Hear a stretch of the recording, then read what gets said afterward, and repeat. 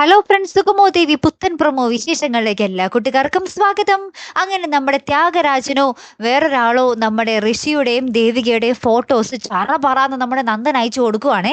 അപ്പൊ നന്ദനോട് നമ്മുടെ പ്രഭാവതി എന്ത് പറ്റിയടാന്നൊക്കെ ഇങ്ങനെ ചോദിച്ചുകൊണ്ട് നിൽക്കുന്ന കൃത്യസമയത്തായിരിക്കും നന്ദന്റെ ഫോണിൽ വാട്സാപ്പിൽ ഈ ഫോട്ടോകൾ വരുന്നത്.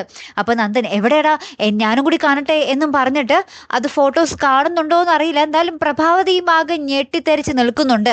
എന്നിട്ട് ചോദിക്കുന്നുണ്ട്, ആരാണിവൾ, ഇവളുടെ ഒപ്പം ആരാണ് ഇവൻ എന്നൊക്കെ ചോദിക്കുന്നുണ്ട് കേട്ടോ. അങ്ങനെ മൊത്തത്തിൽ പ്രശ്നങ്ങളാവുകയാണ്. അപ്പുറത്തെ രജനിയും അറിയുന്നുണ്ട് ദേവികയ്ക്ക് ഒരു കാമുകനുണ്ടെന്ന്. അപ്പൊ ഗിരീഷിനോട് ചോദിക്കുന്നുണ്ട്, ദേവികയുടെ പുതിയ കാമുകൻ ആരാ, എനിക്കറിയണം അവനെ പറ്റി എന്ന് നമ്മുടെ രജനി പറയുന്നുണ്ട് നമ്മുടെ ഗിരീഷ് മാഷിനോട്. അങ്ങനെ മൊത്തത്തിൽ പ്രശ്നങ്ങളാട്ടോ. നമ്മുടെ പ്രഭാവതിയോട് നന്ദൻ പറയുന്നുണ്ട്, അവൾ എന്നെ ചതിച്ചമ്മേ, അവൾക്കിപ്പോൾ വേറെ കാമുകനുണ്ടമ്മേ എന്നൊക്കെ പറയാം. അപ്പൊ പ്രഭാവതിയും ചോദിക്കുന്നുണ്ട്, അവൻ ആരാ, എനിക്ക് അവനെ കാണണമേ എന്നൊക്കെ നമ്മുടെ പ്രഭാവതിയും പറയുന്നുണ്ട്. അങ്ങനെ മൊത്തത്തിൽ ചന്ദ്രോത്ത് കുടുംബം താറുമാറായ അവസ്ഥയിലായിട്ടോ നമ്മുടെ ദേവിക എല്ലാവരുടെയും മുന്നിൽ ഒരു ചതിയത്തിയായി മാറിക്കൊണ്ടിരിക്കുകയാട്ടോ. അപ്പൊ ഇനി എന്തൊക്കെയായി തീരുമല്ലേ. അപ്പൊ നന്ദൻ നമ്മുടെ പ്രഭാവതിയോട് പറയുന്നുണ്ട്, പ്രഭാവതിയോടും ഗിരീഷിനോടും വിളിച്ചിട്ട് പറയുന്നുണ്ട്, അവരിപ്പോ രണ്ടുപേരും അവളും അവന്റെ പുതിയ കാമുകനും കൂടി ഒരുമിച്ച് ഒരു സ്ഥലത്ത് ഇപ്പൊ ഇരിപ്പുണ്ട്, ഞാൻ അവരെ കാണാൻ പോകുക എന്നും പറഞ്ഞിട്ട് ആ ഒരു അമ്പലത്തിലേക്ക് ഓട്ടിപ്പോകുക. അവിടെ ചെല്ലുമ്പോൾ കാണുന്ന കാഴ്ച എന്താ, നമ്മുടെ ഋഷിയും ദേവികയും കൂടി കളിച്ചു ചിരിച്ചൊക്കെ നിൽക്കുന്നു.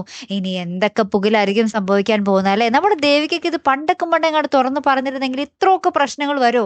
ഇപ്പൊ എന്താ, ചന്ദ്രോത്ത് കുടുംബവും എല്ലാവരും നമ്മുടെ ദേവികയ്ക്ക് എതിരാകും. ആരും തന്നെ നമ്മുടെ ദേവികയെ വിശ്വസിക്കില്ല അല്ലെ. അപ്പൊ അപ്പുറത്തെ ത്യാഗരാജൻ അരുന്ധതിയെ കാണാൻ ചെന്നിട്ട് പറയുന്നുണ്ട്, മാഡം വിചാരിച്ച പോലെയൊക്കെ കാര്യങ്ങളായല്ലോ അല്ലേ എന്ന് ചോദിക്കുമ്പോൾ അരുന്ധതി പറയുന്നുണ്ട്, ആ ഇതുവഴി ചന്ദ്രോത്ത് തകരണം, പ്രഭാവതി തല കുനിക്കണം, എന്റെ ലക്ഷ്യം അതാണ് എന്നും പറഞ്ഞ് നമ്മൾ അരുന്ധതി പറയുന്നുണ്ട് കേട്ടോ. അങ്ങനെ മൊത്തത്തിൽ പതനത്തോട് പതനാട്ടോ വരാൻ പോകുന്നത്. എന്തായാലും നമുക്ക് നോക്കാമല്ലേ, കാത്തിരുന്ന് തന്നെ കാണാം. അപ്പൊ അടുത്തൊരു വീഡിയോയുമായി വരുന്നത് വരയ്ക്കും ഗുഡ് ബൈ.